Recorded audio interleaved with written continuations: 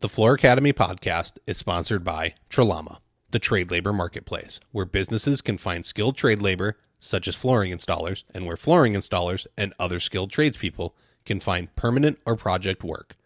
You can set up your profile at trelama.com, TRALAMA.com, or download the app from the Apple App Store or Google Play. And remember, Trelama is always free for skilled tradespeople. Welcome to the Floor Academy podcast. I'm your host, Kyle Hedin, owner of Illustrious Hardwoods in Phoenix, Arizona.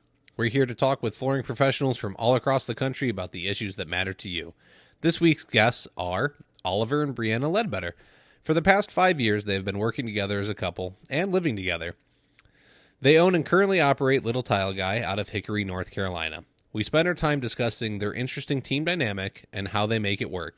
Listen in to find out why communication is key, not only in your marriage, but in your business.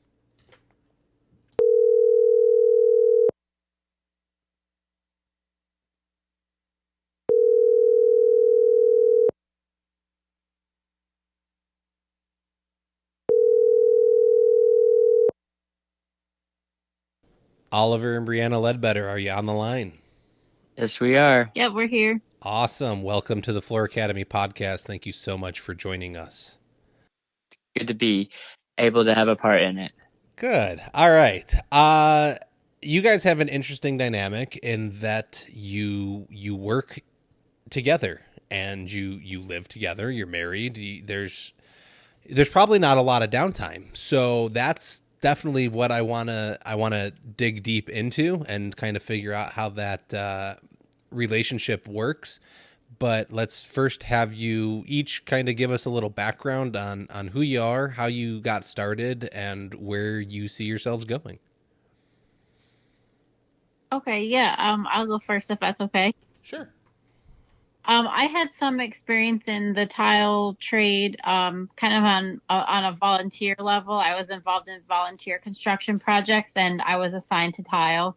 So, some of the people I worked with did tile for a living, but a lot of us were actually just trained, for that purpose, just to volunteer. So, when I met Oliver, that's what we were doing. We were volunteering. But he was actually in the trade. So I just remember being involved with that and thinking, I really enjoy doing this on the weekends but it's such hard work. Like I would never do this, full time for a living. But when we met and got married, we decided we wanted to work together. So here I am. I'm doing it for a living. Okay. And I started doing tile professionally with a company that was local to where I was living. I was just a kid when I started. And then the company that I was working for restructured, and they weren't doing installs in-house anymore. They were doing sub work. So I had to create my own company. That was in 2008. Okay. When I started my company. And Little Tile Guy is the name of my company now. That was a little bit more formally established in 2012. And I worked on my own, installing by myself for a long time. I had some people working for me over different phases of the business. And then me and Breanna, when we met and got married, she came to work with me full time as my helper, and we have been installing just the two of us since then. So Yeah, it's been 5 years. We're about to celebrate 5 years in a couple weeks, and we've been working together full time for that long. And this will be the end of my 15th year in the trade coming up. Okay. So, Breanna, who were you volunteering for that you were able to go and regularly do projects for, and you were like, this is kind of fun? It was actually for a religious organization. We were building places of worship. So all of that labor was done on a volunteer basis. Okay. And yeah, so that's how I kind of got started. And my dad actually, he didn't do tile for a living, but he had some construction experience. So he was kind of in charge of the tile crew. So I started doing that with him when I was pretty young. Okay, so let's try and start something. So Oliver, how good was she when she came on board for you? Did she really know what she was doing? That's actually a pretty funny story. So we met at one of those volunteer projects, and what our organization does is they just ask anybody with certain trade skills to offer the time that they can to help when these projects are necessary. So we both ended up getting asked to work on the same project up north, and Brianna's dad is kind of a man of many talents. He's not a tiler by trade. He's actually a welder and an automobile mechanic. So he was working in welding on the same project, and that kind of opened up a little bit of a hole for me to be asked to come and help there in his place. And Brianna, for some reason, your dad let you come and work with a boy this same age as you. I don't know if he had something else on his mind or that happened, but I remember the very first hours of us working together. I sent Brianna with a cut to make on the wet saw, and she. You can tell the rest of the story. It was not good. I didn't know how to do it correctly. It was because, on our crew, we only had usually a weekend to get a volunteer project done.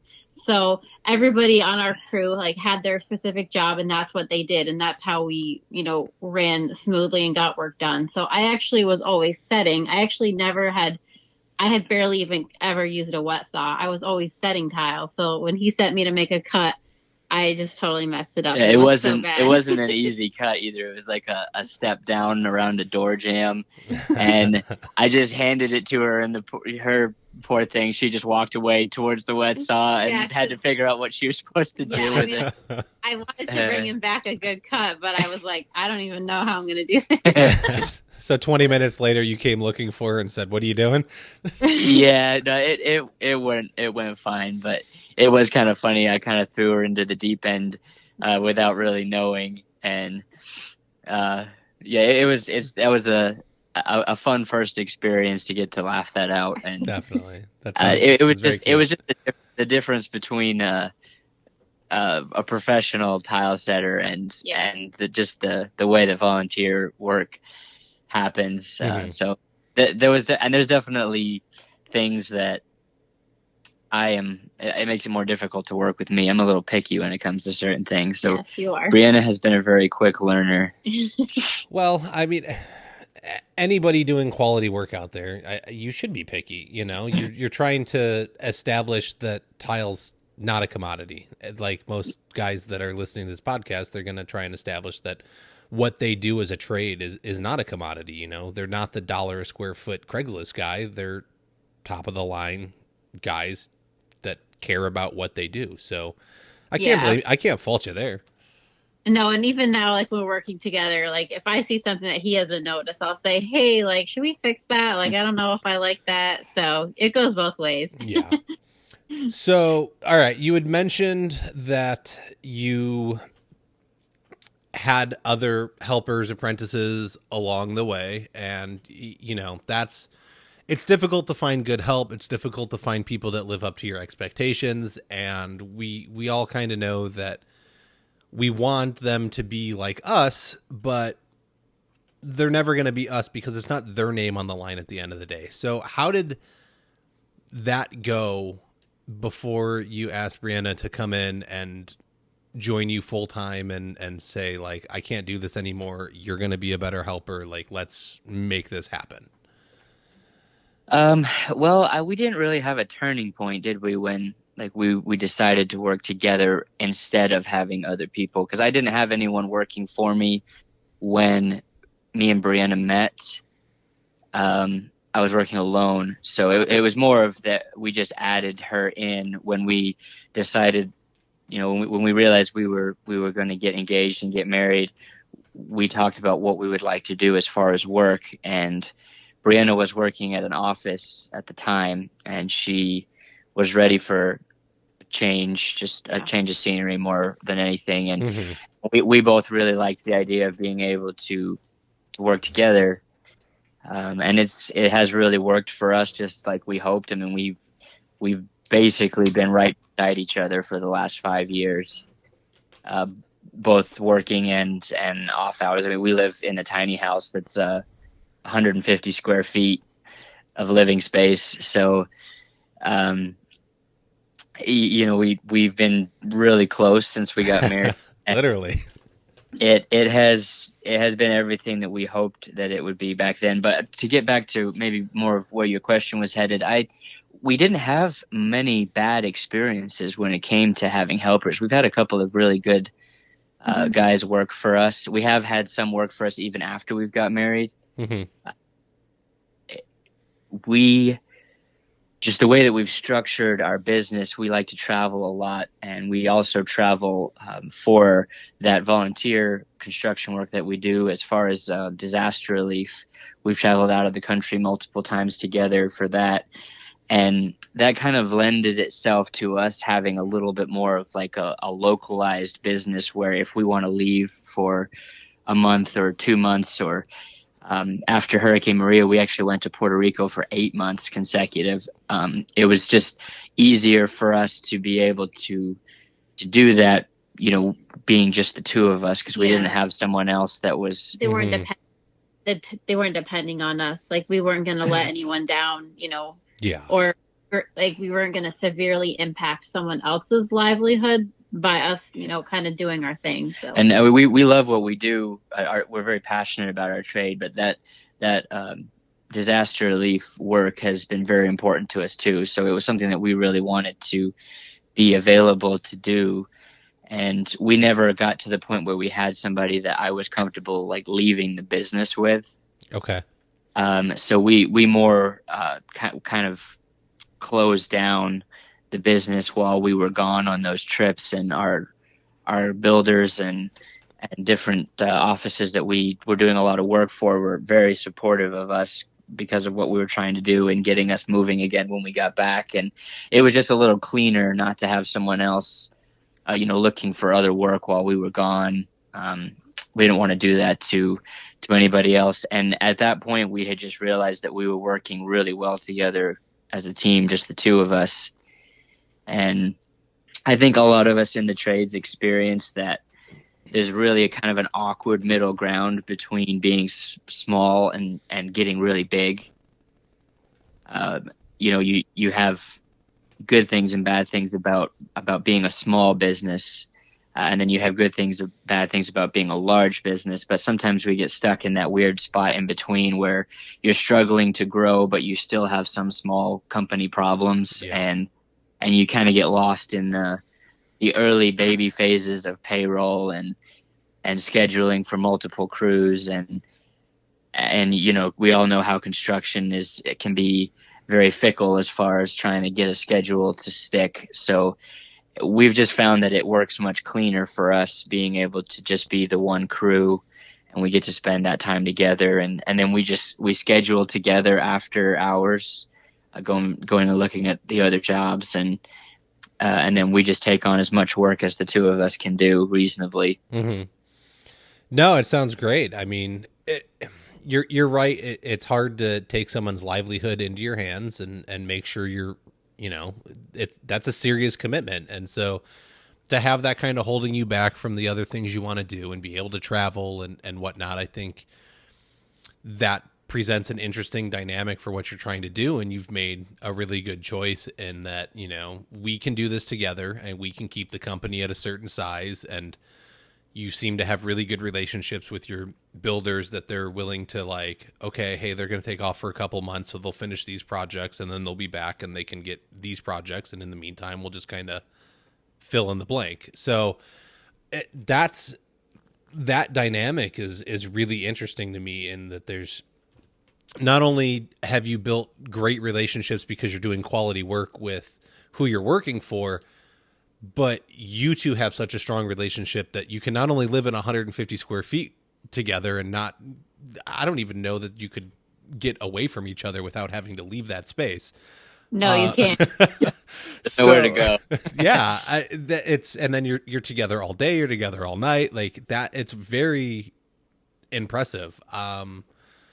I personally, my wife and I could not work together. Like it's not gonna happen. We get that a lot, actually. All the time. It's a very common thing for people to say once they realize that we're working together and that we're going home together at the end of the day as well. I mean, a lot of people they get a smile out of it, and they enjoy the idea of it. But we do hear a lot that they probably wouldn't work for everybody. Yeah, I mean, and we of course we have our bad days. You know, we don't always have a super great day. You know, because things happen. But overall, generally, like we really enjoy working together. And then when we get home in the evening, because we have been together all day, like we each have we'll have our time by ourselves, which is hard in a tiny house. But you know, we each have our headphones. We'll put those on. We'll just have some time to ourselves. You know, doing our hobbies or reading or just getting, you know, having a little bit of space. So I think that works really well for us. And we're similarly focused in what we're doing. We've talked about it a lot that sometimes with a small business, it can be very easy to say that we control the schedule because we own the company. But I feel like a lot of people that I talk to in the trades, they say that they control their schedule, but when you take a step back and look at it, really they have very little control over what they're trying to create. You know, not in a bad way. It's what they want, but it just gets to a point where their business requires everything they have to continue. And you know, obviously that's a fine line because we're very passionate about our work. We want it to be the absolute top quality that it can possibly be, but at the same time, we want our business to serve us and our interests versus the other way around. Yeah. No, I totally get it. You know, you're opening my eyes because that's exactly where I'm at, is that, you know, I'm trying to grow and I'm trying to grow and I'm trying to grow, and there's only so much of me to go around, but I can't get to the next level of needing another crew without taking on more work and trying to keep myself too busy and then finding even more work. But, you know, like you said, you guys have kind of found this sweet spot to where you know what you can get done, and you've come to terms with that. Like, this is what will provide a comfortable lifestyle for us and allow us to do the mission work that we want to do. And I think that's great that you've been able to look at the bigger picture and kind of settle into a comfortable zone to make it work. So how'd you guys go about finding that, discovering that, knowing that, you know, communicating with each other to really figure it out? Well, when we got married and we started kind of joining forces, so to speak, on how we were going to do things, you know, I already kind of had the business was rolling already. I started in, again, like I said earlier, I started in 2008, and Little Tile Guy came about around 2012. And we didn't meet until 2015. And you had moved a couple times in between. Yeah, I had you moved. You kind of had to start things a few times over. So one thing that I had kind of already incorporated into the business was this extremely minimal approach to making sure there was no fat or dead weight on my business. Not just because of the volunteer work that we were both doing that separately before we met each other, but just kind of my personality in general, that I feel like sometimes in the quest for growth, sometimes businesses can tend to explore multiple different avenues. And then as they find the one that they think is going to work, some of the others kind of get stuck at the phase that they got to. And then as a year may disappear, you find that there's a lot of just stuff, either mentally or physically, shoved into the nooks and crannies of your shop and your office and your mind, of, you know, just different things that you've thought for the business. So I had already begun formulating this company under the approach that it was going to be absolutely what it needed to be and nothing else. And that, we have a system that works, so that's what we're going to stick with. We're not going to try and add different things, or if we try something new, we're going to do it carefully, and we're going to see what the benefits are. And if it doesn't work, we're going to completely eliminate it, or we're going to completely switch to this new method if this is better. And so when Breanna came to work for me, I mean, I work that way even on site. We just did a thing on Luke's virtual trade show about how we work on site during the day. And it even comes into play there, where we keep our job site maybe a little bit to the extreme as far as being clean and having very little out. And it's just become kind of part of the business in many different ways, that we need this to be very streamlined, and we need it to be very simple.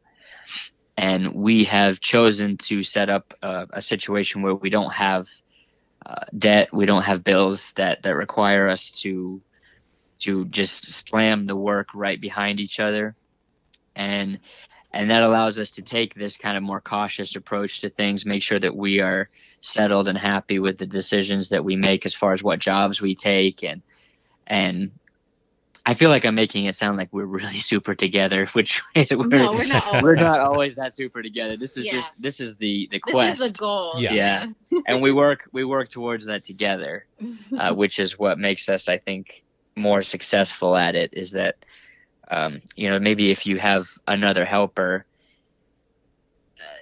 you may have days where things aren't being communicated very well, or maybe someone's just having a bad day, or you have a job that's not going very well, or maybe even a year that's not going very well. It can just really strain a business as far as the relationships are involved. But when you're not having the best day, but you know that the person that's next to you is working towards the exact same goal, they want the same thing for the business and for the lifestyle, and then at the end of the day, you're going to go home together and have dinner, sit down together, and if you need to talk something out, you can. It just kind of changes the perspective on things a little bit, I think. And for us, it's been a very beneficial thing. Breanna, do you have anything to add to that? No, I mean, I really agree with what Oliver said. I mean, we're not trying to go in different directions. Like, he's not trying to, grow the business, huge. I'm not trying to do that. There's not one of us that, wants to keep things really small. We have the same goals, like Oliver said. So, I think that's why we can be successful together. And I think sometimes people that feel that it's hard to find good help these days, I think the main struggle sometimes comes down to motivation.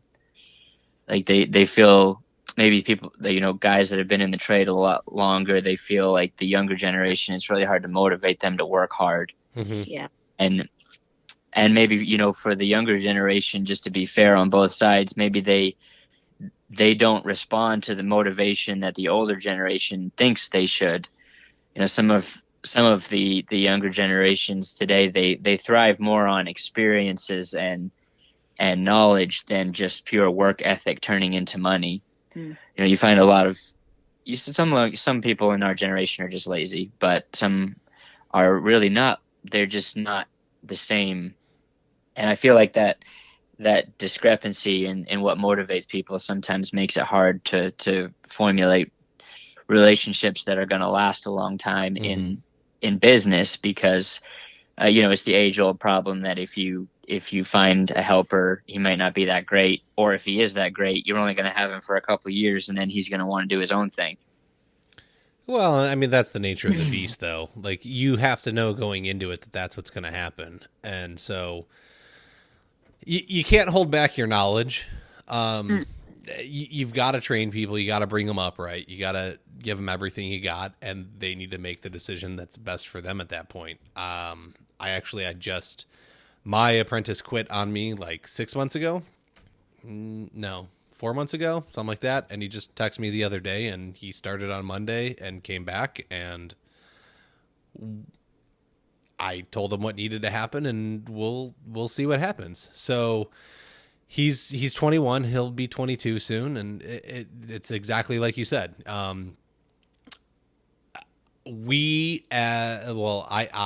don't know, where are you guys at? Like what age are you roughly?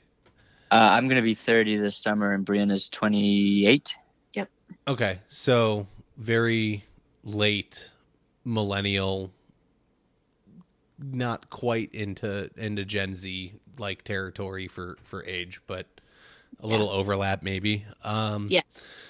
And I'm the spitting definition of millennial because I turned 18 in 2000, but I identify more with like late Gen Xers than with millennial people. So I understand what you're saying. Like there's a difference in work ethic, there's a difference in motivation, and that's what I've been trying to find out is like, how do I get this 22-year-old kid to be excited about putting in flooring, because he enjoys doing it, but the hustle is like, man, how do we make this fun for you and get you excited to want to go and learn more and like go home, and instead of wanting to play Call of Duty, you go and research floors? Because that's what I was doing when I started in the industry. Is I would get home from work and I found Flooring Installers of America and all the different, flooring Facebook groups, and I'm in there and I'm learning and asking questions and studying, and I'm like, how do you get that? But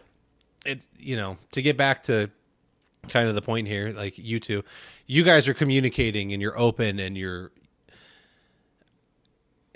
it doesn't sound like your marriage, let alone your business, wouldn't be successful without communication. And any older couple that I've ever asked, because I love asking the question when I see them in like a restaurant or something, I'll specifically go up to them and I'll be like, can you tell me what makes your marriage so successful after, how 50 years, 40 years, 30 years, whatever you've been married for? And the number one answer I always get is communication. So where did that... Was that something you guys had to develop? Was there a lot of bad communication at the beginning that made it harder to work together and have the business be successful? Or was that something that like naturally just came to both of you? I don't think it necessarily came natural. I mean, I don't feel like we struggled though. No, we didn't struggle very much. We just happened to be like pretty like suited to each other, I guess. Like we have different personalities, but like our, I guess, I don't know how to say it, just the way we kind of carry ourselves and how we move through things is very similar. So, we are very different from each other, but we are very complementary. I guess. With how our personalities work. Because I'm actually the same as you, Kyle. Like even though I'm younger by quite a bit than many in the trade. I started as a kid, and the business that I was working for was run by someone my father's age who was still working with his father. So I came in learning from the older generation style, where it did not matter if you were having fun, you just worked because that's what you were supposed to do. And then you got your paycheck, and that's how it works. and you work hard whether you're getting paid enough or not. That's what you do. You have to work hard. And when we got married, that was already, a big part of both of us. We were both very hard workers. Yeah, I was raised to be a super hard worker. Like my dad never let me off easy. He didn't have any sons. He had 3 daughters. So, and I grew up on a farm. You don't even count then. Come on.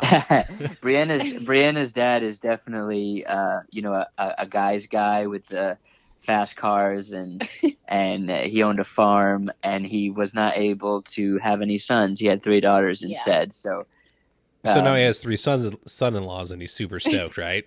Well, 2, okay. 2 son-in-laws, and they're both in construction. Yeah, Brianna's youngest sister's not married yet. Yeah, my sister actually, she's a roofer and a rough framer. Yeah. So So we had that, but one thing that we did have to learn, since that was part of the question, is that Breanna, maybe you can say what I've learned, and since you'll have the unique perspective on that. But Breanna has a tendency to be very short-tempered with herself more than me.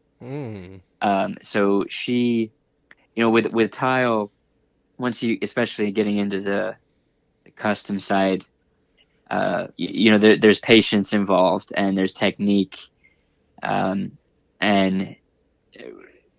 just something simple like if you can think back to when you learned how to use a snap cutter, and it was just impossible. It was just so stupid that this tool would work for everyone else and not for you.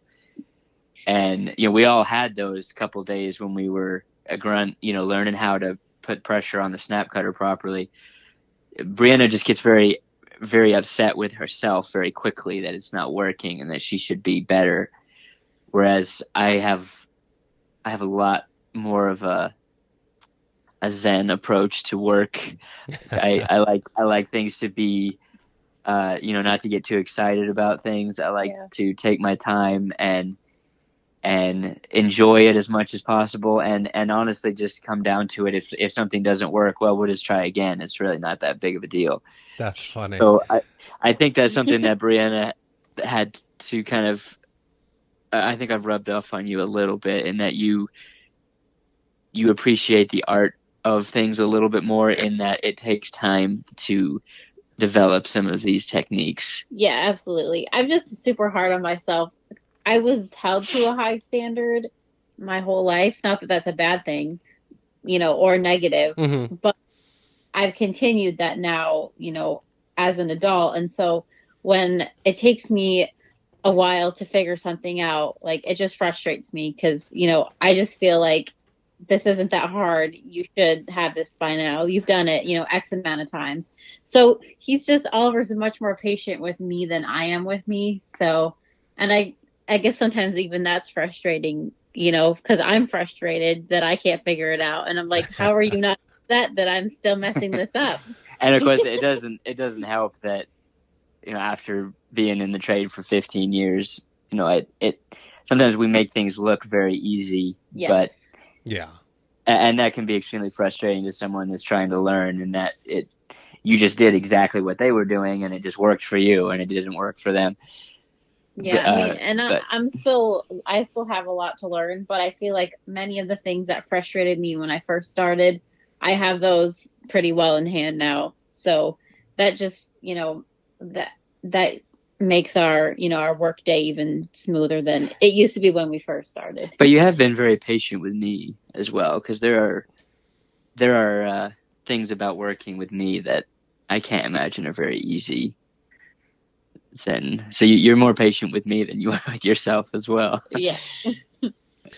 Well, and that makes sense, because I'm more like Breanna. Like, I don't do any tile work. I've set 2 tiles professionally in my life, and it was because my apprentice chipped out 2 tiles when he was taking out some baseboard, and I didn't have my contract written properly, so I had to go replace 2 tiles, and so I pulled them out and I replaced them and cut them, and that's the extent of it. So I probably couldn't use snap cutters, so I get it. It's you get yourself in a situation and you it's not that hard to make a cut, and all of a sudden it chips out wrong or something happens, and you're just like, oh, you're such an idiot. Like, this is stupid. Why is it so easy? Like, I've watched Oliver do it 100 times. Yeah, exactly. And so I can totally relate with that. And then, you'll watch somebody else do it, and you're like, no, it's okay. You're learning. Don't worry about it. Just take your time. You'll get it right. Go ahead. Try a couple more times. It's okay. Man, I'm there. I get it. When we first started working together, there was a time period of Breanna kind of learning how my system worked, and I didn't help that situation because I had been working alone for a while. I'm very planned, I guess is the word, with how I do everything. Like, I like I like my bucket of mud and my bucket of water to be on the same side of me all the time. And my mud bucket has to be on the left and my water bucket needs to be on the right. And I need my sponge that's cut in half because I have small hands and I need to be able to squeeze it out quickly in order to be able to stay clean. And I don't like having anything on my clothes, like as far as like getting thin set on me. I am very particular with how I work, and Breanna was very patient in learning those things and adopting them herself. And sometimes that can be frustrating, I know, because you don't realize why anybody would be so picky. Like, who cares? No, it matters. It matters. It matters to me, and it has come to matter to her. And why anybody would devote a full 45 minutes at the end of a day or a week to cleaning tools to almost brand new condition. It can be a learning experience for someone that hadn't done it professionally before, but now she's amazing at it. No, I get it. It's going to make them all last longer, though. And then sometimes she's just like, well, fine, you can just do it. Yeah. I mean, but you have your limits. I mean, today we were working on an outside project. It was probably 90 degrees. We were in the direct sun all day. We were packing up. And on a day like that, he's not going to say, we need to clean every single tool. It's got to be perfect. Today, the tools, they were clean enough. They went in the truck and we got in the AC and we went home. So, you're not unreasonable. Good for you guys. Yeah, I get the working in the sun thing.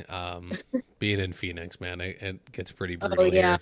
But even then, and on days like that, being together all day, it just kind of allows us to have fun a little bit more. Even if we're not necessarily having fun at work, we do like what we do, but just the experience itself is more enjoyable. Being able to do it together was something that we're very thankful for, that we've been given the chance to work together for 5 years. And we work hard together. We like working hard. Good. It's been a good experience. Yeah. So, I mean, at the end of the day, like if it comes down to something, Oliver, do you get the final say, and is that like an understood thing, or is it because you can't vote? I mean, it's going to come down to 1-1. So does somebody have like 51% and like 49 or what? At work, I get the 51%. At home, Breanna gets 99%. Sounds about right. There really aren't very many like one thing that you learn working with we work together on site in the trenches every single day. You learn each other's strengths and weaknesses, and that's part of just being married to each other. But like some people say, there's no way that I could work with my spouse every day. That's a realistic perspective on maybe a weakness that you have. Like that would just be very hard for some people to do. And we have our strengths and weaknesses too. And one thing that is a real weakness for Breanna is she doesn't always get math to work in her favor. And so when it comes to things like laying out large, complicated projects, she just kind of lets me do my thing on that, because math has always been very easy for me. And tile, can take huge amounts of math when you're trying to figure out a niche layout into rows of tile that aren't even up yet and that are going to be sitting on a floor that's not even installed yet. Like there's steps upon steps upon steps of math that needs to be thought backwards through. And so that kind of stuff is it's much easier for me than it is for Breanna. So she just kind of lets me do my thing when we start that off. But then on the other side of that, a lot of times when we're talking to homeowners, especially since, the wife is often given a lot of the creative license when it comes to, someone that's decided to do a remodel in their home. A lot of times the husband will give his wife a lot of the say when it comes to making decisions on that. So Brianna is often the one that homeowner's wife will kind of gravitate to, to talk about some of the design decisions that she'd like, or what tile she'd like, and why she likes this and why she doesn't like this. So that kind of gives us a little bit of an advantage, I think, over some other contractors, that we have, that people enjoy seeing us work together, but they also, a lot of times it adds something to have you there on site that wouldn't be there if I wasn't there. I don't know, do you feel like they ask you, like a lot of, sometimes the homeowner and the wife or whoever's there, they might want to ask a question about what they like for grout color or what they like for tile or whatever, and they'll just naturally kind of tend to ask Brianna that question rather than me. Mm-hmm. Well, yeah, and I mean, you might explain it to them in more of a technical way. And, yeah, I'm terrible at explaining. And so they might not, they won't really understand what you mean. So I know what he means, so I can explain it to them in a way that they're going to understand. Well, and so is that something else behind your relationship that helps add to it? Like, Oliver, you're very technical, and this is, X, Y, and Z, and we're going to do the math, and we're going to make it happen, and we're going to follow procedures and standards and blah, blah, blah, blah, blah. And then, Brianna, you come in and you're like, oh, but it looks so cute, and we're going to accent this color with this, and we're going to put this grout line up. Did that happen? It's super funny because that is exactly how we are at work. Yeah. But as soon as we leave work, it's completely different. Like I'm super like chill and don't get super excited about a lot of things, like super technical about things. Normally, it's just at work. Yeah, it's just at work. It almost switches when we go home. But it works really well for us at work. And sometimes I just, I tend to over-explain things, and I can tell them, down to a 16th of an inch exactly where everything's going to go, but they don't really care about that. They just want to know what it's going to look like when it's done. So I can sometimes get lost, and because sometimes it's easy for me, having been in the trade so long. There's very little that they're going to throw at us that I haven't done before, probably multiple times. So I already know exactly how it's going to look. And, I can tell them, when you put this grout color against this tile, it's actually going to change and the grout's going to look more this color. But like you said, sometimes they'd rather just hear someone say, this is going to look really cute. Yeah. Well, I wouldn't say cute, but so, well, in the right circumstance. Yes. No, I mean, I get it. And that's, so my question would be, has your business changed since Brianna came on board and has been able to help you with bids? And do you feel you're more successful in landing bids because you have a different dynamic behind it? Because I know for me, I'm going out, I'm bidding jobs, and I'm having to play both sides. I have to figure out the husband and get on his level, but then at the same time, I have the wife asking me questions, and I have to be able to figure her out and work with her in her space. And you're trying to bounce back and forth between these two personalities, whereas you guys can divide and conquer. Yeah, well, it's not. I was able to get jobs on my own before. I know that's not what I'm saying. I'm just saying, do you think it's more successful? I was just thinking out loud. Like I'm trying to remember how I ever managed that without you being here, because I do feel like it does give us an advantage in that. I think sometimes when you get there and you're going to do an estimate with someone, and you meet with the couple. You obviously have business to get to, and sometimes it can be a tendency for us to kind of get right to business, and then, like you said, you have to use a business discussion to try and learn these two people. Whereas when we show up as a couple, I do think it kind of de-escalates it a little bit, and that we start off in a little bit more friendly way, and we can kind of ease into it.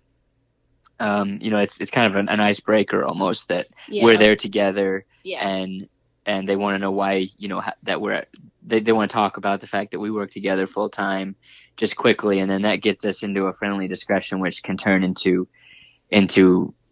what we need to talk about and get the estimate done. And because we're there together, we have a system where I can take the measurements and Breanna can take the notes in a way that we can both turn them into what we need to later. And we're able to get through that part of the process very quickly, being concise and knowing exactly what each of our roles are and getting the information that we need. Yeah. And then I do definitely feel like it has our business, my business, since I owned it when we got married, has changed considerably now that we are both full-time faces of the business for the better. I mean, there are parts of it that I think, Breanna, you'd have trouble with if you were like there by yourself, like as far as talking to them about layout and things like that. But there are other things, like I said before, that are very natural for Breanna to talk to them about.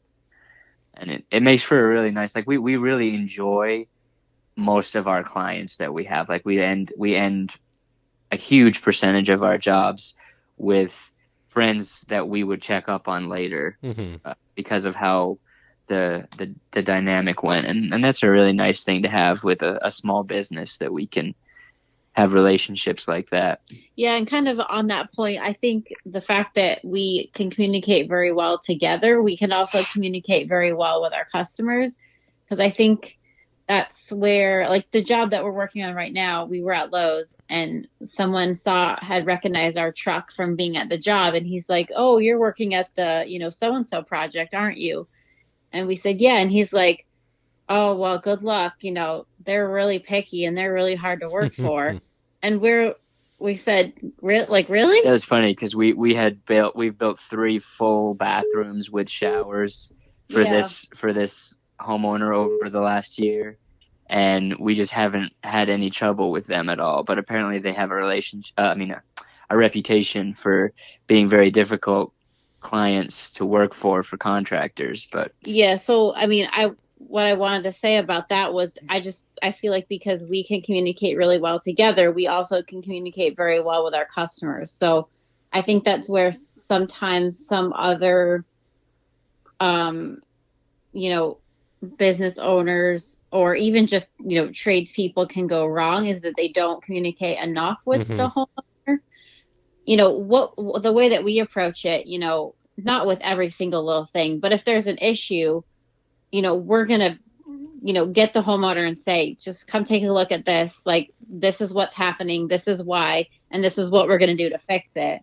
And they really appreciate that. So there's no issue. So like, when we leave and go home, they're not texting us at 9:00 at night. Like, why does this look like this? Or what's happening with this?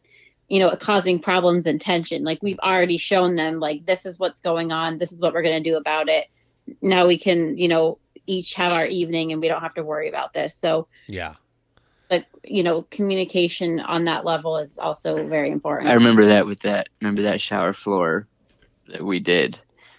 We had a designer that came to the job site and separated all the tile into the different bathrooms that it went in, and the designer mistakenly put one shower floor tile in the wrong bathroom. So we installed it incorrectly. We put the wrong tile in, not knowing, because we would just use it. But we called the builder and we called the homeowner, and they came and met us, and we were standing there. I remember standing there and say, "So this is the shower floor that's supposed to be downstairs. Yeah, this is the wrong tile that we. But we've installed it in this floor instead by accident, because it was in here with this tile." And the homeowner was like, "Why are you telling us this?" Yeah, she's like, "Why is that my problem?" And we said, "It's not. We just wanted to have full communication with you that we're going to fix this, but this is what has happened." And it was just, I still remember that so clearly, because both the builder and the homeowner were just kind of like taken aback, like, "Why are you just like openly communicating this?" But it was just kind of an amusing story now to remember that we've really been very successful opening up the communication that we have with each other to the bulk of the jobs that we work on. No, and I think that makes a really good point in that communication goes a long way, not just with each other, but with your clients, and over communicating can be beneficial. I've got a client right now that I'm working with, and we ordered some flush mount stair noses to go with her vinyl plank stairs. I ripped out vinyl plank stairs because she didn't like how they looked aesthetically. I'm fixing it because she thought they were ugly. And the builder did make them ugly, but that's another story. So we're going to rip them out. We're going to put them back. I ordered the flush mount noses to go with it instead of overlap noses. And I rip out her stairs. I check everything, and I'm going to town, and turns out I have overlap noses again instead of flush mount noses. And I call up the store, I ordered everything through, and I say, hey, you said these were going to be these ones, and what's going on, and this, that, and the other thing. And they're like, oh, yeah, those are back ordered until like late September, early October. And so now I have this lady's stairs ripped out, and she has a beautiful home. She's super pissed, but she's not mad at me. Not once have her or her husband been mad at me, because I've communicated with them the entire way through. Something comes up. Hey, we're going to attack it this way. Hey, we're going to do this. Hey, I'm bending over backwards here to try and find you a solution. Here's the different solutions. But the builder hates her. Okay, because they think she's difficult to work with. Yeah. And she's not. They just, they communicate poorly. So I think your story stands in that over communication is more beneficial than not communicating or trying to like backpedal your way out of something and say, oh, well, we found out late, and let's do this, that, or the, like, look, if it's going to take you an extra day, just say so. I feel like people, they kind of build in a tension between the contractors and the homeowners. Like before anything is even started, they're just ready for something to happen. But we found that quite a few of our clients, people realize that crap happens in construction, and they appreciate you being upfront with what's happened. And if it's your fault, just saying, hey, this is my fault. Like I did this wrong, and I'm going to have to fix it, and it's going to take an extra day. And of course that's not going to be a charge to you, but I just have to fix it. Mm-hmm. They appreciate that. Like you made a mistake on their house, and they still give you a good review because they appreciated what you did. Or maybe like in your situation, it's not your fault. And we've had that happen, especially with this whole virus disaster. Like we've had to call some of our clients and be like, look, we've ordered the tile. It's been on order for weeks. It's just not here. Mm-hmm. And there is just nothing that anyone can do about it right now. And we've just had to be honest with them. Like, this is where we're at, and I have no control over it until someone gets back to me. And being the one to get in touch with them first, rather than, days drag by and then they call me and be like, well, you could have at least called and told me. I will call them first. As soon as I know, I'll be in touch with them and apologize, even though it's not my fault, but just explain the situation to them. And we found that most people are very understanding. Me too. And I know, especially with builders, sometimes projects can drag on, and builders have to take care of all the different problems, for maybe months at a time with a certain homeowner. So maybe that can strain things a little bit. But I feel like building these relationships with your clients and having a reputation for being communicative like that, it shines your company. It puts a shine on it for people. Mm-hmm. That they're happy that they had you be a part of their project. And we have a surprising number of our projects these days are repeat projects where this bathroom or this shower was just done and it is having to be replaced. Yeah. So, and with those customers, you have to be even more careful because they've already been burned. So you have to take really good care of them. Obviously, you're not going to do anything for free, or, you have to know what you're worth, but you just have to take really good care of them because, you know, you need to restore their faith in the trades. Yeah, we've been talking about that a lot. That recently with I'm a certified tile setter, and we have a group that talks a lot about the problems that the industry is facing, and that's one really really harsh thing that a lot of us in the trades are facing, is that these contractors that are doing these people wrong are really hurting the industry in general, especially with tile, because, you know, when tile is done incorrectly, not only can it fail aesthetically, but when it comes to showers and things like that, it can do huge amounts of damage. Oh, yeah. And what can happen is if people start to lose faith in tile as a suitable solution for their showers, they just stop putting in tile.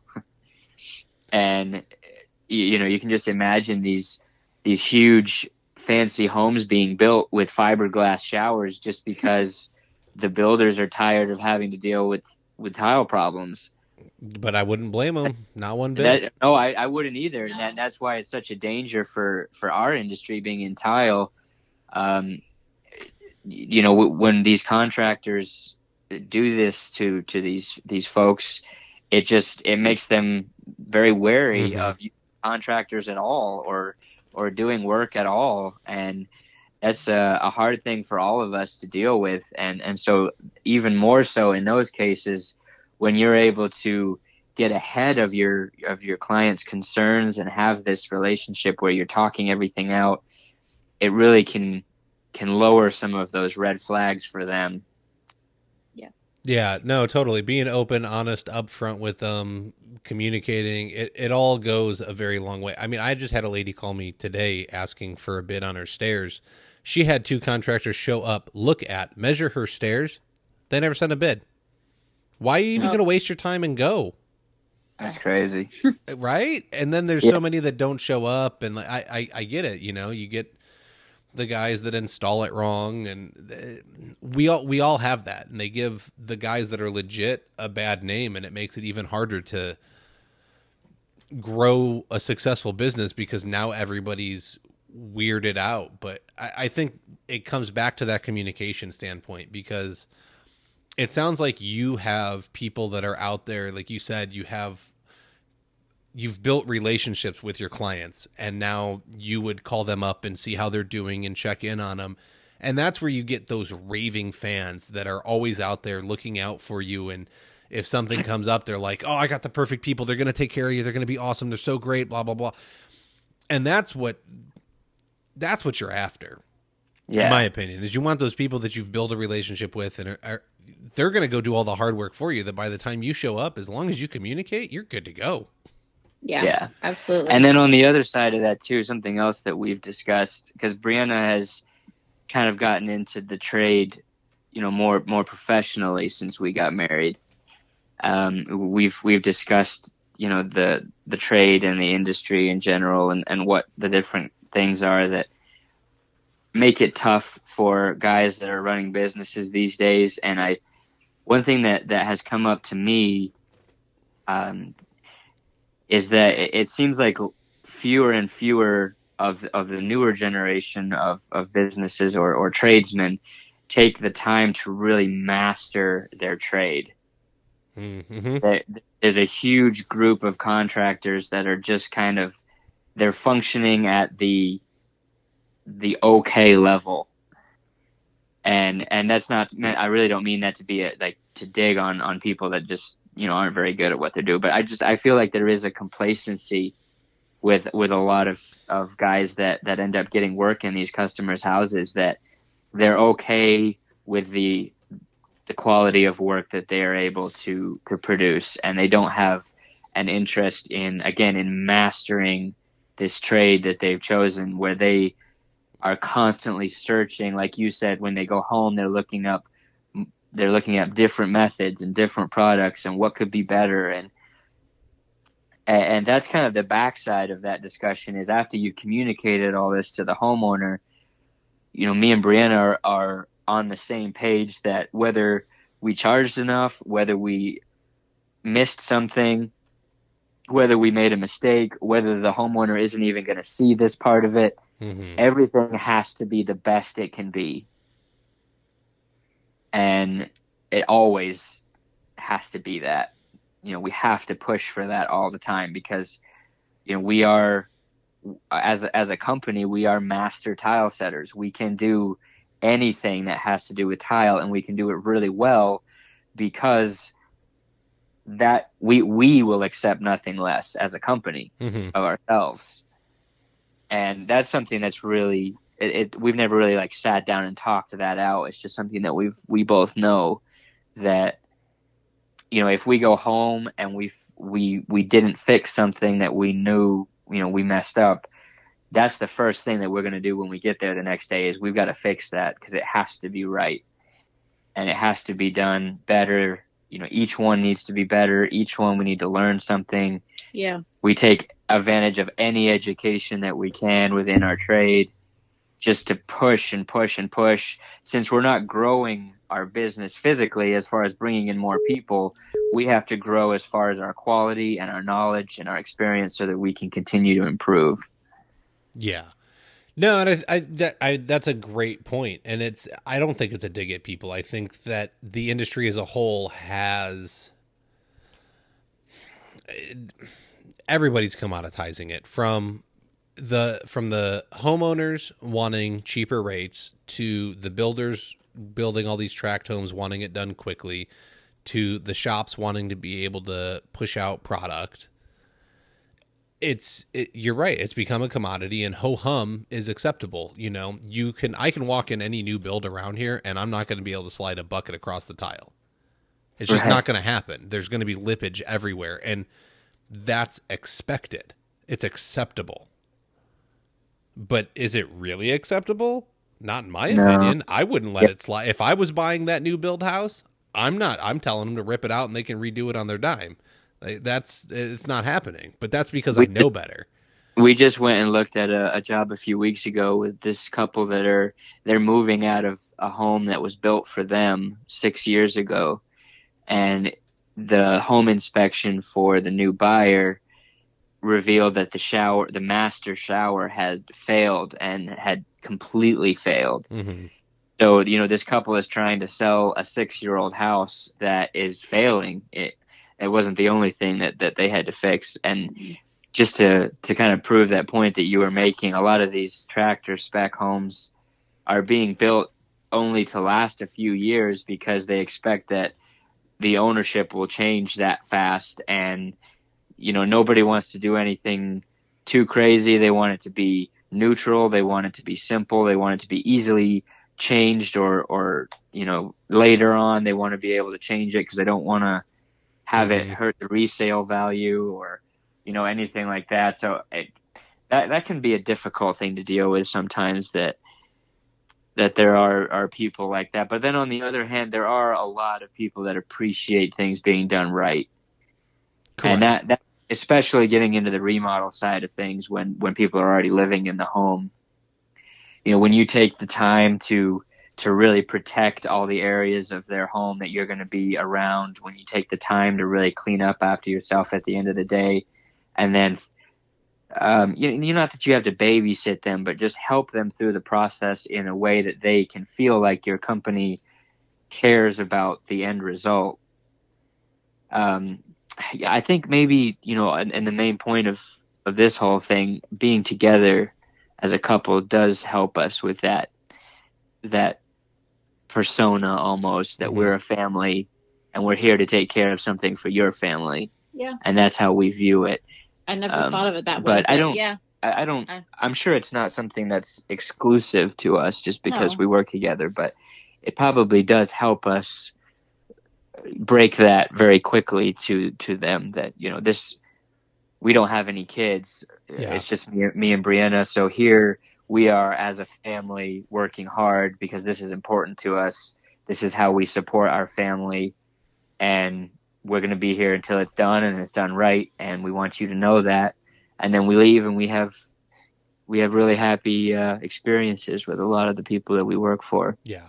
No, and I think that brings up an interesting dynamic behind it. I can say that I have a small family business and it's my name on the paperwork and I'm the one out there, but my wife helps me behind the scenes. Like my house wouldn't function, the business wouldn't function if my house wasn't functioning. And so her taking care of the kids and stuff, yeah, it's a family business. But Yep. I'm not presenting that necessarily out in the world. Whereas you guys walk in and it right there in front of you, it's a family business. So I think that probably like subconsciously adds an element to it. Yeah, I guess we haven't really ever like talked that out in that way before, but it really does. And then you add to it what we talked about earlier, that we don't work slow. We're actually pretty quick because of our systems that we've practiced together over 5 years. But we have talked about like the difference between having work hustle and working fast, like just to work fast. Yes.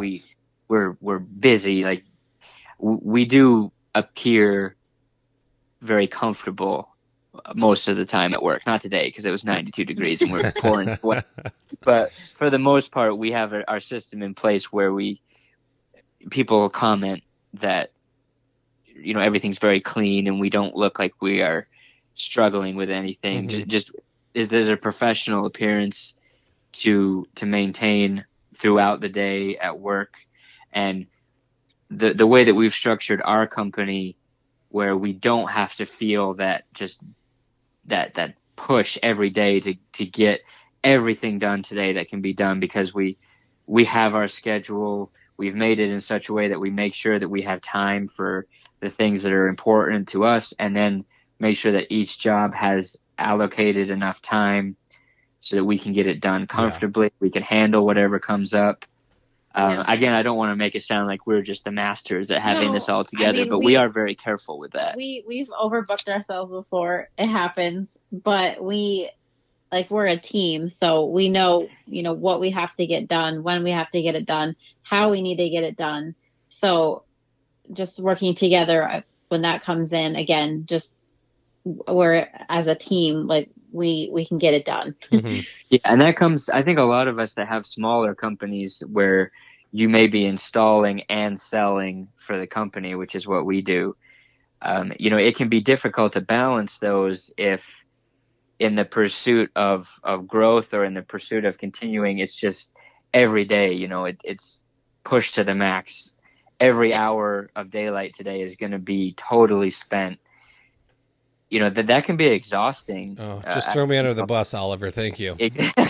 No, I didn't mean that again. I know. That's just my week. As someone I've owned my business now for a long time, and because we live in a tiny house, we have a pretty minimal existence because we have other things that we put priority on. But our business has kind of had to accept that that we just decided that we will not become slaves to this, even though we're passionate about it. I think one of the things that I mentioned when we talked to Luke on his podcast episode that we did is that I've seen other contractors in tile that I've worked for and with closely. They just get to this point where their company is more like an animal and it just has to be fed all the time. Yeah. It needs more time. It needs more energy. It needs more manpower. It just needs something all the time. And some guys thrive off of that like energy.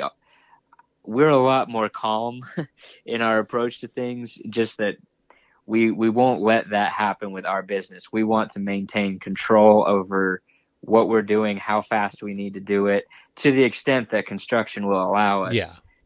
We just have made very conscious efforts to remember that, we're very passionate about our trade, but we're also a family, and that's why we are working, is so that we can have a life as a family.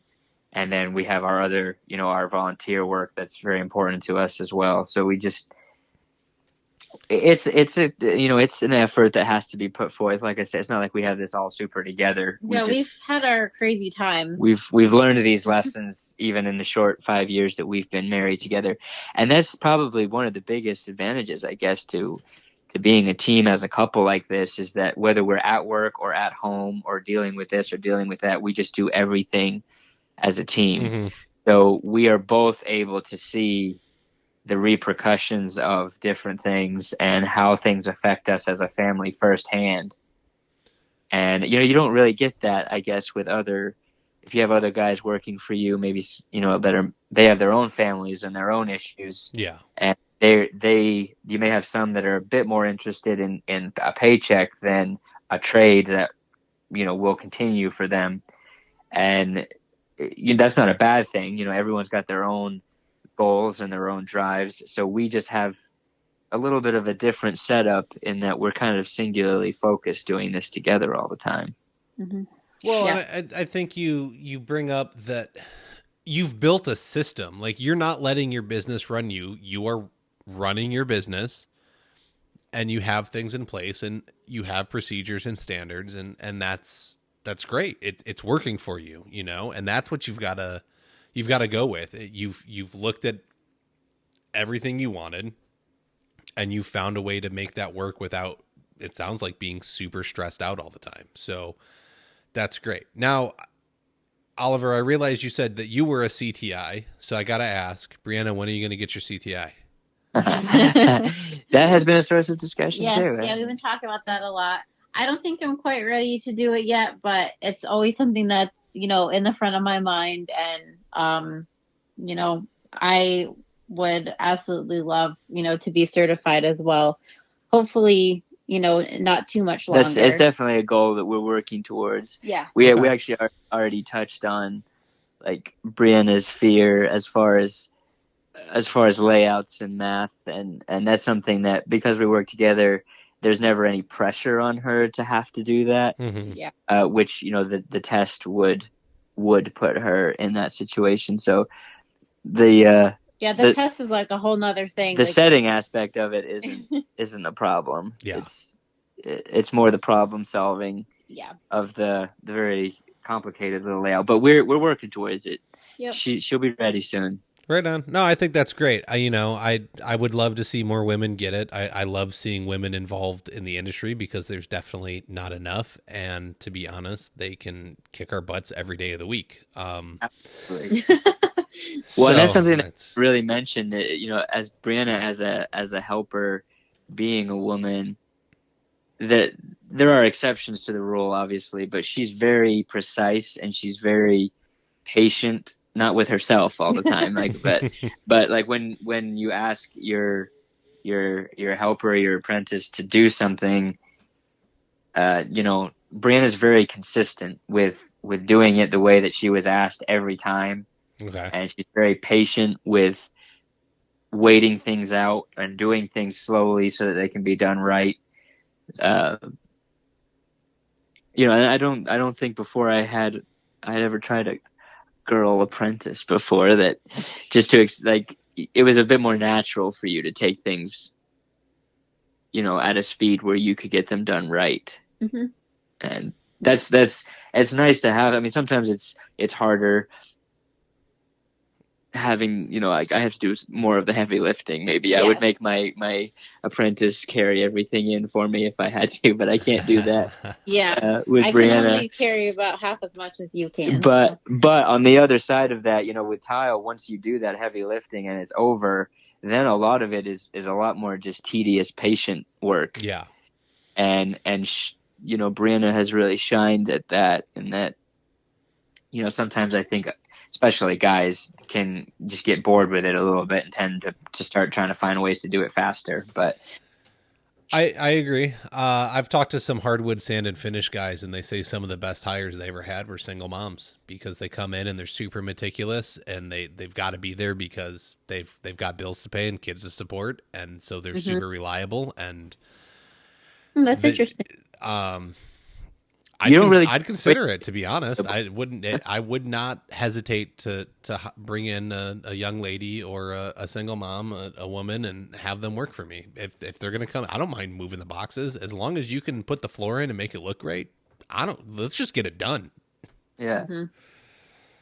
So, well, that will be an exciting thing to see, as if we're able to encourage more more women to experiment with the trades and see the joys. We have a lot of, within the tile trade, I'm a little bit more familiar with, we have a lot of women that are even taking it on themselves to, to try doing it all themselves. Yeah, there's a lot of like really awesome ladies that are in tile right now. now. Super big kudos yes, for trying to take it on, either by themselves or run the company themselves. Like that's I have to give them a lot of credit because I don't know if I would be able to do that at this point. I would need more experience and more time. So I give them a lot of credit for what they do. We're both grateful to have each other. Yeah. To draw on the strength. So those ladies deserve a lot of credit for how hard they must work to be able to do it on their own. Yes, they do. And we will have to try and get some of them on the show. All right. I hate to do this because I am absolutely loving it, but I believe our time has come to an end. And it sounds like I could have you back on and we could talk about, I don't know, there's probably like 5 or 6 other things in there that we could go off on a really long tangent about. So, is there anything either one of you want to plug? Where can people find you? Where can they look at your work? Give me all that fun stuff. Well, Little Tile Guy is a pretty memorable name. I'm not very tall, so that name was created for me. I did not create that name. Yeah. That's just what everybody calls me, whether I call myself that or not. I am the Little Tile Guy. So most of our work can be viewed on Instagram. Our hashtag is Little Tile Guy. Our name is Little Tile Guy. Yeah, you keep up with that pretty well. I keep up with the Instagram pretty well. If you'd like to follow us there, you can see our work there and see what you think. We have Facebook as well. Have the website is littletileguy.com. My email address is littletileguy@gmail. If anybody would ever like to reach out, if they have anything that they'd like to talk about, I'm always happy to talk shop. Yeah, you're on the Facebook groups and all that as well. Yeah, so. Any of the tile forums on Facebook, I'm on. Everything is Little Tile Guy. Yeah, I gotta put a plug in for House because not a lot of people use that. But I am very faithful updating our House account, and we have gotten work off of that before. So okay. And then I gotta plug Breanna because she came on here with me, and that's awesome. And I'm super thankful for how my life has changed to get to work with her every day. That sounds super. That's like, super yeah, but I mean it. I do mean it. I didn't decide ahead of time that I was going to say that, but it's not something that everybody gets to do. No, I'm thankful for it. I agree, and I was working a desk job before this, and there were aspects of that I enjoyed, but I've really just appreciated like being able to kind of get out in the world for work instead of being in the same place every day. And, I get to do it with my best friend. So that makes it even better. Yeah. And then we should definitely plug you guys too for the work that the different podcasts are putting in, and we all know that you don't make anything off of that, Kyle, or any of the other guys that are, trying to help us out with the social side of the trades. Cause I feel like with the direction the world is going, it's an important thing to keep networking us together and giving people forums like this to be able to share with each other and we can learn with each other. I think it's a huge step in the right direction for the trades. So super appreciative for everything that you guys do. And we always need interesting stuff to listen to on Grout Day. That's right. That's where this was born from, is I couldn't find anything to listen to learn more. Yeah. So I save all my podcasts for Grout Day. That's right. Grout Day. That should be the episode name for something to listen to on Grout Day. Oh, funny. Thanks a lot. No, thank you. You guys you're both fabulous. I don't even mind it getting a little mushy because it's cute. And I can tell you have a really solid relationship, and this dynamic would not work otherwise. And that's why I went seeking and asking in the Facebook groups for couples that work together. And because I wanted to find out, how do you make this work? What makes it unique? And it, it sounds like a lot of the same stuff is there, but you're kind of able to divide and conquer it, which when you've got 2 people invested in a business instead of one, but they both have to work towards that same goal, it sounds a lot easier. I know that I wouldn't go and have somebody buy into my business and be a partner because you're going to butt heads left and right. but you guys are together in more than just the business. And so you've got multiple goals you're working on and towards. And it sounds like you found a way to make that all work to get everything to become more successful a little bit faster. But we're trying, just like everybody else, where we are trying. Right on. Awesome. Thank you so much. I appreciate it. Check out littletileguy.com, Little Tile Guy on Instagram, Facebook. I'm sure if you have questions, you can message them and they're happy to answer them. Absolutely. So awesome. Thank you so much for joining me, and I look forward to talking with you in the future. All right, pal. Have a good night. Much. You too. Enjoy your evening. That's all the time we have for this week. To keep the conversation going, head on over to the Floor Academy Facebook group. Be sure to subscribe so you can hear each and every episode. We can be found on Apple Podcasts, Stitcher, Spotify, iHeartRadio, Google Podcasts, and most major podcast directories. Don't forget to leave a review and let us know what you think about the show. If you would like to be a guest, have questions or feedback, you can email us at flooracademypodcast@gmail.com. You can help support the show by becoming a patron over at www.patreon.com/flooracademy. Remember to learn while you earn.